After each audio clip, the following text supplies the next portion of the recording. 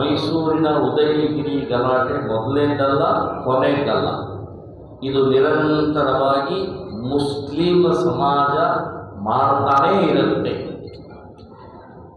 ಎಲ್ಲಿವರೆಗೆ ಕಾಂಗ್ರೆಸ್ಸು, ಎಲ್ಲಿವರೆಗೆ ರಾಜಕಾರಣಿಗಳು ತುಷ್ಟೀಕರಣ ನಿಲ್ಲಿಸೋಲ್ವೋ ಅಲ್ಲಿವರೆಗೆ ನಡೀತಾ ಇರುತ್ತೆ.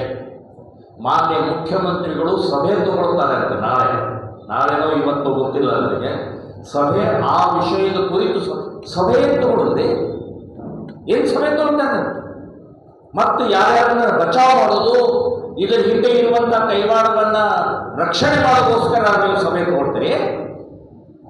ಪೊಲೀಸ್ ಇಲಾಖೆಗೆ ಮುಕ್ತವಾಗಿ ಅವಕಾಶ ಕೊಡಿ. ಒಂದೊಂದು ಇಂಚ್ ಕೂಡ ಒಬ್ಬ ವ್ಯಕ್ತಿ ಮೂಲೆ ಎಲ್ಲೆಲ್ಲಿ ಅಡ್ಕೊಂಡಿರ್ತಾರೆ ಎಲ್ಲರೂ ಒತ್ತು ಹೊರಗಡೆ ಹಾಕ್ತಾರೆ. ಪೊಲೀಸರ ಮೇಲೆ ಕಲ್ಲೆಸಿದ್ದಾರೆ, ಡಿವೈಸ್ ಮೇಲೆ ಕಲ್ಲೆಸಿದ್ದಾರೆ. 19 ಜನ ಪೊಲೀಸರು ಮತ್ತು ಪೊಲೀಸ್ ಆಫೀಸರು ಗಾಯಾಳಾಗಿದ್ದಾರೆ. ಇನ್ನೇನು ಸಭೆ ಮಾಡ್ತಾರೆ ನೀವು? ಕಾಂಗ್ರೆಸ್ನವ್ರು ಹೇಳ್ತಾರೆ ಪೊಲೀಸರು ತಪ್ಪಿನಿಂದ ತನ್ವೀರ್ ಸೇಠ್ ಅಲ್ಲಿಯ MLA, ಆ ಕ್ಷೇತ್ರದ MLA ಹೇಳಿದರೆ ಪೊಲೀಸರು ತಡ ಮಾಡಿದ್ದರಿಂದ, ಅಂದ್ರೆ ತಡ ಮಾಡಿದ್ದರಿಂದ ಕಲ್ಲೆಸಿಲ್ಲ, ಬೆಂಕಿ ಹತ್ತಿಲ್ಲ. ಏನು ಅಫ್ಘಾನಿಸ್ತಾನ, ಪಾಕಿಸ್ತಾನ? ಭಾರತ ಇದೆ, ಸಂವಿಧಾನ ಇದೆ, ಕಾನೂನು ಇದೆ, ಪೊಲೀಸ್ ಸ್ಟೇಷನ್ ಇದೆ, ಕೋರ್ಟ್ ಇದೆ. ನೀವು ತಡ ಮಾಡಿದ್ರೆ ಧರಣಿ ಕೂತ್ಕೋಬಹುದೇ? ಒಂದು ವ್ಯವಸ್ಥೆ ಇದೆ.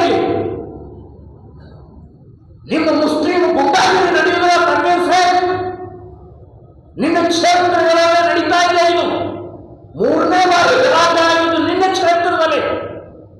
ನಿನ್ನೆಲ್ಲೇ ಪದಾರ್ಥ ಬಂದಿದ್ರಲ್ಲ BFI-ನವರು, ಅದಕ್ಕೂ ಇದರಲ್ಲಿ ಮತ್ತೆ ರಕ್ಷಣೆ ಮಾಡುವಂತಹ ಪ್ರಯತ್ನವನ್ನು ಮಾಡ್ತಾ ಇರುವಂಥದ್ದು ಸರಿಯಲ್ಲ. ಕಾಂಗ್ರೆಸ್ಸೇ ಈ ಗಲಭೆಗೆ ಕಾರಣ. ಕಾಂಗ್ರೆಸ್ಸೇ ಕಾರಣ. ಇವತ್ತು ಏನೇ ಈ ಗಲಭೆಗಳ ಮುಸ್ಲಿಮರು ಮಾಡುವಂತಹದ್ದು ಕಾಂಗ್ರೆಸ್ ಕುಮ್ಮಕ್ಕಿನಿಂದ ನಡೀತಾ ಇದೆ. ಪೊಲೀಸರ ಮೇಲೆ ಕಲ್ಲೆಸರು, ಪೊಲೀಸ್ ಸ್ಟೇಷನ್ ಸುಟ್ಟು ಹಾಕಿದಂಥವ್ರನ್ನ ಕೇಸ್ ವಾಪಸ್ ತಗೊಳ್ತಾರೆ ಅಂತಂದರೆ ಮತ್ತೆ ಆ ಕಿಡಿಗೇಡಿಗಳಿಗೆ ಕುಮ್ಮಕ್ಕು ಸಿಗೋದಿಲ್ವ? ಅವರಿಗೆ ನಮ್ಮನ್ನು ಬಿಡಿಸುವಂತಹ ವ್ಯವಸ್ಥೆ ಕಾಂಗ್ರೆಸ್ನವ್ರು ಮಾಡ್ತಾರೆ.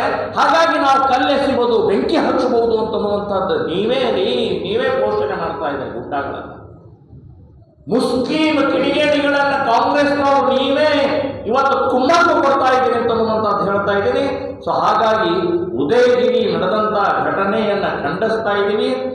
ನಾನು ಪೊಲೀಸ್ ಡಿಪಾರ್ಟ್ಮೆಂಟ್ಗೆ ನಾನು ಹೇಳ್ತಾ ಇದ್ದೀನಿ, ನಾವು ನಿಮ್ಮ ಜೊತೆಗಿದ್ದೀವಿ.